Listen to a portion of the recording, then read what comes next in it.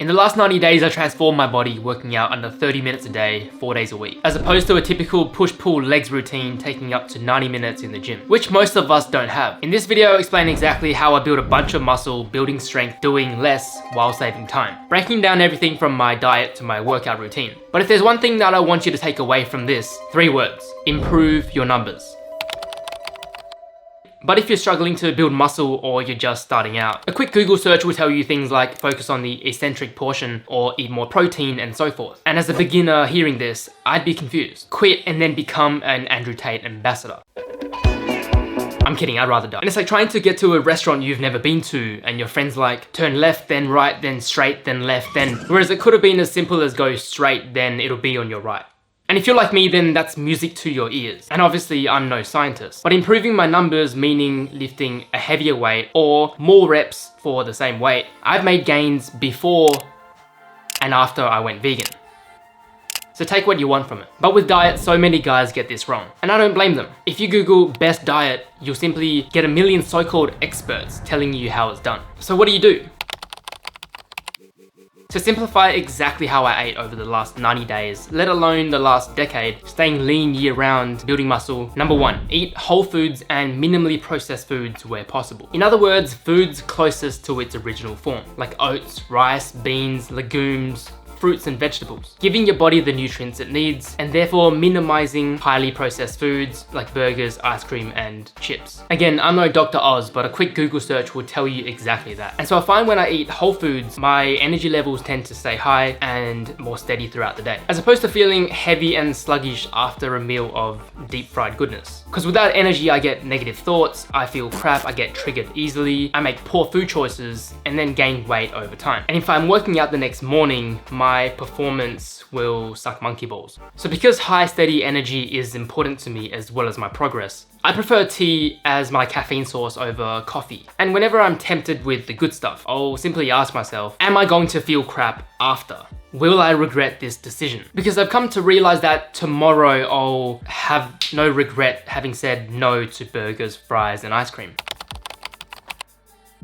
So next, my workout routine is broken down into a 4-day split, 20 to 30 minutes each, where each major muscle group is worked twice a week. This makes for more efficient gains. And this is possible only because I've applied minimalistic training principles. You can even ask my guy Jeff, like antagonistic supersets, drop sets, myo sets, and so forth, saving me 10 to 15 minutes of staring at the wall. Superset warning. So with antagonistic supersets, they're similar to regular supersets, except you'll choose 2 opposing muscle groups like chest and back. And the key with any supersets, and I never realized this until now, is to rest 30 seconds to a minute or until you've caught your breath before attempting the second exercise. A mistake I used to make of just rushing into it, which then affected my performance for the next set, which means less volume and time under tension, which are 2 crucial elements when building muscle. And also supersetting 2 of the same muscle groups in a row, according to Jeff, it's not as effective as one may think. So like supersetting a bench press with dumbbell flies, but research tells us this is a mistake. This 2020 study found that training performance was decreased when supersets were performed on exercises that trained the same muscles.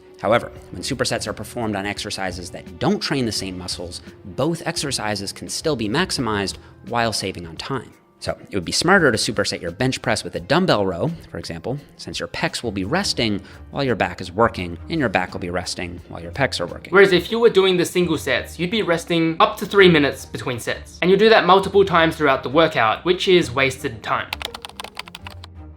So it's Monday and I'm starting off with the strength portion of this workout. Here I'm doing floor press, then supersetting with bent over rows, 4 to 6 reps for both. And then repeat for 10 to 12 reps working on hypertrophy. And so over the years, I found the key to lifting bigger numbers with most chest exercises is to really arch your back, plant your shoulder blades into the ground and have the bar in line with your mid chest. And then breathing into your chest muscles before pressing the bar. And paired with good sleep, diet, no fat, I was able to consistently lift bigger numbers. So next we move on to military press and bent over rows again, except this time with an overhand grip, attacking the back from a different angle. And I got this from my boy Jeff. We're going for 4 to 6 reps and then 10 to 12. So with the shoulder press, I found it way more comfortable when I lean back slightly, look up and maintain that position throughout, allowing me to fully focus on just moving the weight up and down. As opposed to before, I would push my head forward and back, and that threw me off, especially having to control 100 pounds of weight above my head. As for bent over rows, I found curling my hand forward and around the bar when doing an overhand grip, and this is a really good way to help secure it in place. And then to move the bar, one thing I found helpful is to first pull my shoulders and shoulder blades back before pulling the bar towards my belly. That mind to muscle connection, rather than trying to jerk the weight up. Now the second rule that transformed my diet and physique is the thirds rule. And with about 69% of people in the US being either overweight or obese, that's about 2 out of every 3 people that get their diet wrong. So I've been using this rule throughout my entire fitness journey, from lean to mean. And before a 6-pack, I had zero clue how to eat. So one day after breakfast, I felt heavy and tired. I wanted to hop back into bed, but it was only 11 AM. I threw down 2 shots of coffee only to feel tired again 2 hours later. Super frustrated at this point. I felt tired and negative, and I felt like I was writing off far too many days. And then later that night, I felt absolutely miserable, as if I was at the lowest point of my life. And I thought, I can't keep doing this. I need to meal prep, which a lot of fitness influencers with amazing bodies, they do this. So I thought, why don't I just eat equal thirds of everything I cooked? And that's when I came up with the thirds rule. 1/3 carbs, 1/3 vegetables, 1/3 protein. But honestly, it's changed my life in many ways. And I believe many guys like yourself, no matter where you're at in life, can benefit from this. Cause guys be like, I'm too lazy, I don't have time. Just keep it simple. So, carbs for energy, vegetables for all the good stuff, and protein for your muscles. And eating this way, you can expect to feel fuller for longer. And as I say, abs are made in the kitchen. Therefore, simplifying the hardest and biggest part of fitness, I could then focus on being consistent inside the gym. Soon enough, results started to show. And I know you may be struggling to make the best food choices, but it's like, do you want to feel great and productive? Or write off the entire day? Tough question. Plus, a great physique is a reflection of a balanced diet. Think about what your dad eats or your grand aunt. So you might still be confused as to how to eat to achieve your specific goals. Like what foods and how much. Well, again, I'm no certified nutritionist, but if you eat like me, getting as much whole foods as you can, applying the thirds rule and subscribing to my channel, then you'll never be fat again in your life. Because hanging around fat people won't get you shredded. So it's Tuesday and I'm working my bicep, tricep and quads. Basically every other muscle I didn't work on Monday. And I'll start with my weakest link, my biceps, doing bicep curls. And then supersetting with triceps, doing standing skull crusher, 4 to 6 reps for both. Again, antagonistic supersets. Resting my biceps while working my triceps and vice versa. And what's crazy is, and I never realized this until now, but according to Jeff, it's okay to bring your elbows forward when curling.